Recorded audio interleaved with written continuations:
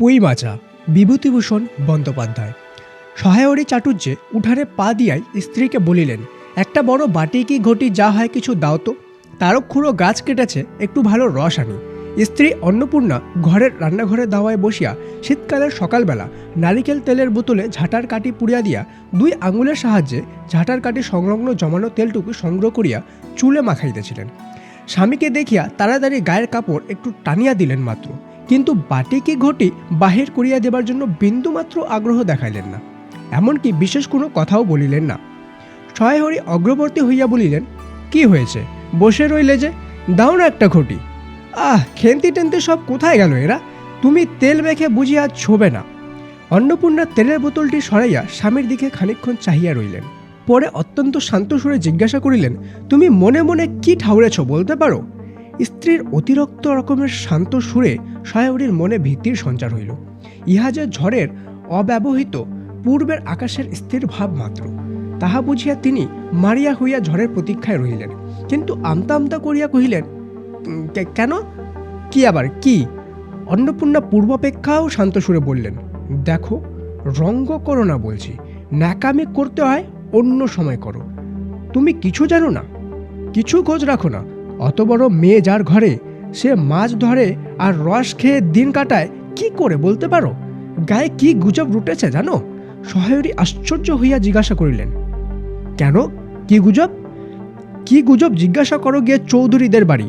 কেবল বাগদি দুলে পাড়ায় পাড়ায় ঘুরে জন্ম কাটালে ভদ্রলোকের গায়ে বাস করা যায় না, সমাজে থাকতে হলে সেই রকম মেনে চলতে হয়। সহায়রী বিস্মিত হইয়া কি বলিতে যাইতেছিলেন, অন্নপূর্ণা পূর্ববৎ সুরেই পুনর্বার বলিয়া উঠিলেন, এক ঘরে করবে গো, তোমাকে এক ঘরে করবে। কাল চৌধুরীদের চণ্ডীমণ্ডপে এসব কথা উঠেছে। আমাদের হাতের ছোঁয়া জল আর কেউ খাবে না। আশীর্বাদ হয়ে মেয়ের বিয়ে হলো না, ও নাকি উচ্চ গগু করা মেয়ে, গায়ের কোনো কাজে তোমাকে আর কেউ বলবে না।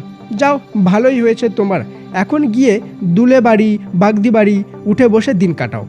সহায়রী তাচ্ছিল্যের ভাব প্রকাশ করিয়া বলিলেন, এই আমি বলি না কি জানি কি ব্যাপার, এক ঘরে সবাই এক ঘরে করেছেন, এবার বাকি আছেন কালীময় ঠাকুরও।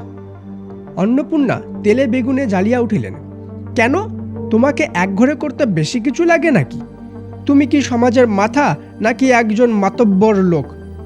চাল নেই, চুলো নেই, এক করার মুরদ নেই, চৌধুরীরা তোমায় এক ঘরে করবে, তার এমন কঠিন কি কথা? আর সত্যি তো, এইদিকে ধাড়ি মেয়ে হয়ে উঠল। হঠাৎ স্বর্ণামাইয়া বলিলেন, হলো যে 15 বছরের, বাইরে কমিয়া বলে বেড়ালে কি হবে? লোকের চোখ নেই? পুনরায় গলায় উঠাইয়া বলিলেন, না বিয়ে দেবার গা না কিছু, আমি কি যাব পাত্র ঠিক করতে? সশরীরে যতক্ষণ স্ত্রীর সম্মুখে বর্তমান থাকিবেন, স্ত্রীর গলার সুর ততক্ষণ কমিবার কোনো সম্ভাবনা নাই বুঝিয়া সহায়রী দাওয়া হইতে তাড়াতাড়ি একটি কাঁসার বাটি লইয়া খিড়কির দুয়ারে লক্ষ্য করিয়া যাত্রা করিলেন। কিন্তু খিড়কির দুয়ারে একটু এদিক ওদিক দেখিয়া হঠাৎ থামিয়া গেলেন এবং আনন্দপূর্ণ সুরে বলিয়া উঠিলেন, এসব কিরে খেন্তির মা, এসব কোথা থেকে আনলি? ও এ যে 14-15 বছরের একটি মেয়ে আর 2টি ছোট মেয়ে পিছন লইয়া বাড়ি ঢুকিল। তাহার হাতে এক বোঝা পুঁইশাক, ডাঁটাগুলো মোটা, হলদে হলদে, চেহারা দেখে মনে হয় কাহার পাকা পুঁই গাছে উপড়াইয়া ফেলিয়া উঠানের জঙ্গল তুলিয়া দিতেছিল। মেয়েটি তাহাদের উঠানের জঞ্জাল প্রাণপণে তুলিয়া আনিয়াতেছিল। ছোট মেয়ের 2টির মধ্যে একজনের হাতে খালি, অপরটির হাতে গোটা 2-3 পাকা পুঁইশাক জাতা করানো কোনো দ্রব্য। বড় মেয়েটি খুব লম্বা, গোলগাল চেহারা, মাথার চুলগুলো কৃষ্ণ ও অগাছলো বাতাসে উড়িতেছে। মুখখানা খুব বড়, চোখ দুটো ডাগর ডাগর ও শান্ত। সরু সরু কাচের চুড়িগুলো 2 পয়সা ডজনে একটি সেট্টি পিন দিয়া একত্র করিয়া আটকানো। পিনটির বয়স খুঁজিতে প্রাগ ঐতিহাসিক দিয়া পড়িতে হয়। এই বড় মেয়েটির নামই বোধহয় খেন্তি, কারণ সে তাড়াতাড়ি পিছন ফেরিয়া পশ্চাৎ বর্তনীর হাত হইয়া পুঁই পাতা জড়ানো দ্রব্য লইয়া মেলিয়া ধরিয়া বলিল, চিংড়ি মাছ বাবা, গয়া বুড়ির কাছ থেকে রাস্তায় নিলাম, দিতে চায় না, বলে তোমার বাবার কাছে আর দিনকার দরুন 2 পয়সা বাকি আছে। আমি বললাম, দাও গয়া পিসি, আমার বাবা কি তোমার 2 পয়সা নিয়ে পালিয়ে যাবে? আর এই পুঁই শাকগুলো ঘাটের ধারে রায় কাকা দিয়ে বললেন, নিয়ে যা, কেমন মোটা মোটা। অন্নপূর্ণা দাওয়া হইতে অত্যন্ত ঝাঁঝের সহিত চিৎকার করিয়া বলিলেন, নিয়ে যা, আহা কি অমর্ত্যই তারা তোমাকে দিয়েছে, পাকা পুঁই ডাঁটা কাঠ হয়ে গিয়েছে, 2 দিন পরে ফেলে দিতে হতো, নিয়ে যা। আর উনি তাদের আগাছা উঠিয়ে নিয়ে এসেছেন। ভালোই হয়েছে, তাদের আর নিজেদের কষ্ট করে কাটতে হলো না। যত পাথুরে বোকা সব মরতে আসে আমার ঘাড়ে। ধারি মেয়ে, বলে দিয়েছি না তোমার বাড়ির বাইরে কোথাও পা দিও না। লজ্জা করে না এ পাড়া সে পাড়া করে বেড়াতে?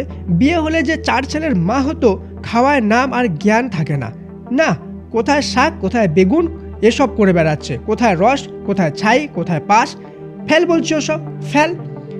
মেয়েটি শান্ত অথচ ভয় মিশ্রিত দৃষ্টিতে মার দিকে চাহিয়া ধানের বাঁধন আলগা করিয়া দিয়া বলিল, পুঁই শাকের বোঝা মাটিতে পড়িয়া গেল। অন্নপূর্ণা বকিয়া চলিলেন, যা তো রাধি ও আপদগুলো টেনে খিড়কির পুকুর ধারে ফেলে দিয়া এত। ফের যদি বাড়ির বার হতে দেখেছি তো ঠ্যাং খোড়া না করিত। বোঝা মাটিতে পড়িয়া গিয়াছিল। ছোট মেয়েটি কলের পুতুলের মতো সেগুলি তুলিয়া লইয়া খিড়কির অভিমুখে চলিল। কিন্তু ছোট মেয়ে অত বড় বোঝা আঁকড়াইতে পারিল না। অনেকগুলো ডাটা এদিক ওদিক ঝুলিয়ে পড়িতে লাগিল। সহায়রী ছেলেমেয়েরা তাহাদের মাকে অত্যন্ত ভয় করিত। সহায়রী আমতা আমতা করিয়া বলিলেন, তা এনেছে ছেলে মানুষ খাবে বলে, তুমি আবার?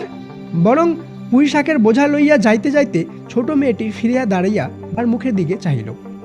অন্নপূর্ণা তাহার দিকে চাহিয়া বলিলেন, না না, নিয়ে যা, খেতে হবে না। মেয়ে মানুষের আবার অত নোলা কিসের? এক পাড়া থেকে আরেক পাড়া নিয়ে আসবে দুটো পুঁই শাক ভিক্ষে করে। যা যা, তুই যা, দূর করে বনে দিয়ে আয় যা। সহায়রী বড় মেয়ের মুখের দিকে চাহিয়া দেখিলেন। তাহার চোখ দুটো জলে ভরিয়া আসিয়াছিল। তাহার মনে বড় কষ্ট হলো। কিন্তু মেয়ের যতই সাধের জিনিস হোক, পুঁই শাকের পক্ষালম্বন করিয়া দুপুরবেলা স্ত্রীকে চটাইতে তিনি আদৌ সাহস করিলেন না। নিঃশব্দে খিড়কির দৌড় দিয়া বাহির হইয়া গেলেন। বসিয়া রাঁধিতে রাঁধিতে বড় মেয়ের মুখের কাতর দৃষ্টি স্মরণ করিবার পরে সঙ্গে সঙ্গে অন্নপূর্ণার মনে পড়িল, গত অরন্ধনের পূর্বদিন বাড়িতে পুঁই শাক রান্না করার সময় খেন্তি আবদার করিয়া বলিয়াছিল, মা, অর্ধেকগুলো কিন্তু একা আমার, অর্ধেক সব মিলে তোমাদের। বাড়ির কেহ ছিল না। তিনি নিজে গিয়া উঠানের ও খিড়কির দৌড়ে আশেপাশে যে ডাটাগুলো পড়িয়াছিল সেগুলো কুড়িয়া লইয়া আসিলেন। বাকিগুলো কুড়োনো যায় না, ডোবার ধারে ছাই গাদায় ফেলিয়া দিয়াছে। কুচো চিংড়ি দিয়া এই রূপে চুপি চুপি পুঁই শাকের তরকারি রাঁধিলেন। দুপুরবেলা খেন্তির পাতে পুঁই শাক চচ্চড়ি দেখিয়া বিচ্ছিন্ন আনন্দপূর্ণ ডাগর হয়ে মায়ের চোখের দিকে ভয়ে ভয়ে তাকিল। দু একবার এদিক ওদিক ঘুরিয়া আসিয়া অন্নপূর্ণা দেখিল উক্ত পুঁই শাকের একটুরও তাহার পাতে আর নেই। পুঁই শাকের ওপর তাহার এই মেয়েটির কিরূপ লোভ তাহা তিনি জানিতেন। জিজ্ঞাসা করিলেন, কিরে খেন্তি, আরেকটু চচ্চড়ি দেই? খেন্তি তৎক্ষণাৎ ঘাড় নড়াইয়া এ আনন্দজনক প্রস্তাব সমর্থন করিল। কি ভাবিয়া অন্নপূর্ণার চোখে জল আসিল।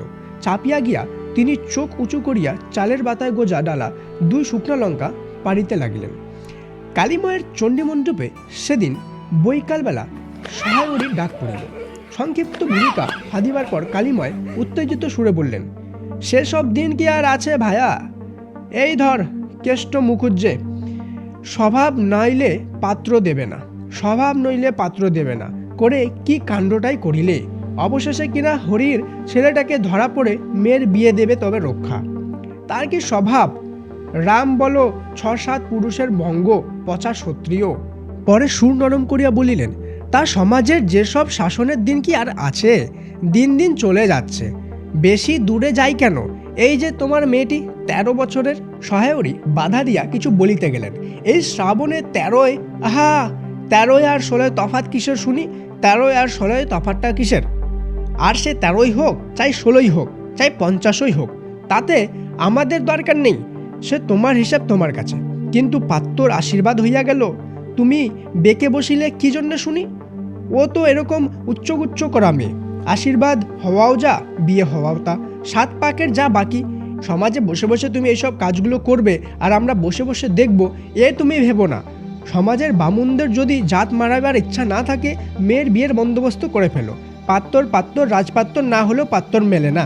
গরিব মানুষ, দিতে পারবে না বলে শ্রীমন্ত মজুমদারের ছেলেকে ঠিক করে দিলাম। লেখাপড়া নাই বা জানলো, জজ ম্যাজিস্ট্রার না হলে কি মানুষ হয় না? দিব্যি বাড়ির বাগান পুকুর, শুনলাম নাকি 20 জমিতে 4টি আমন ধানও করেছে। ব্যাস রাজার হাল। 2 ভাইয়ের অভাব কি? ইতিহাসটা হইতেছে এই যে মণিগাঁয়ের উক্ত মজুমদারের মহাশয়ের পুত্রটি কালীময়ী ঠিক করিয়া দেন।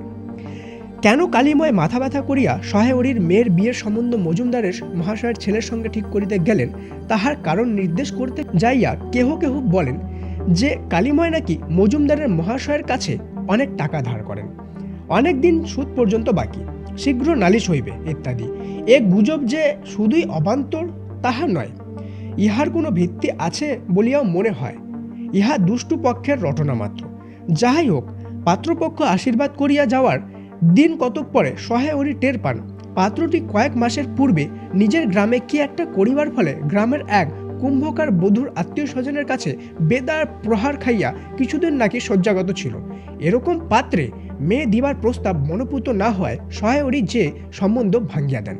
দিন দুই পরের কথা, সকালে উঠিয়া সহায়রি উঠানে বাতাবি লেবুর গাছের ফাঁকা দিয়া যেটুকু নিতান্ত কচি রৌদ্র আসিতেছিল তাহারই অতাপে বসিয়া আপন মনে তামাক টানিতেছিলেন। বড় মেয়ে খেন্তি আসিয়া চুপি চুপি বলিলেন, বাবা যাবে না, মা ঘাটে গেল। সহায়রি একবার বাড়ির পাশের ঘাটের পথের দিকে কি জানি কেন চাহিয়া দেখিলেন, পরে নিম্নস্বরে বলিলেন, যা শিগগির শাবলখানা নিয়ে আয় দেখি। কথা শেষ করিয়া তিনি উৎকণ্ঠার সহিত জোরে জোরে তামাক টানিতে লাগিলেন এবং পুনরায় একবার কি জানি কি খিড়কির দিকে সতর্ক দৃষ্টি নিক্ষেপ করিলেন। ইতিমধ্যে প্রকাণ্ড ভারী একটা লোহার শাবল দুই হাত দিয়া আঁকড়াইয়া ধরিয়া খেন্তি আসিয়া পড়িল। তৎপরে পিতা পুত্রীতে সন্তর্পণে সম্মুখের দরজা দিয়া বাহির হইয়া গেল। ইহাদের ভাব দেখিয়া মনে হইতেছিল ইহারা কাহারে ঘরে শীত দেবার উদ্দেশ্যে চলিয়াছে।